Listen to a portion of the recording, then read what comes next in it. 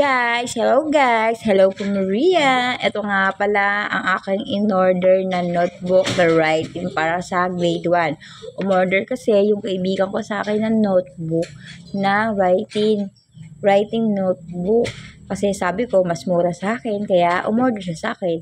At ito na nga, bubuksan na natin at sobrang naman pagkabalot ng seller dito. Secured na secured. Tignan natin kung makapal at sulit yung 180 natin na binayad sa TikTok shop. At ito na nga.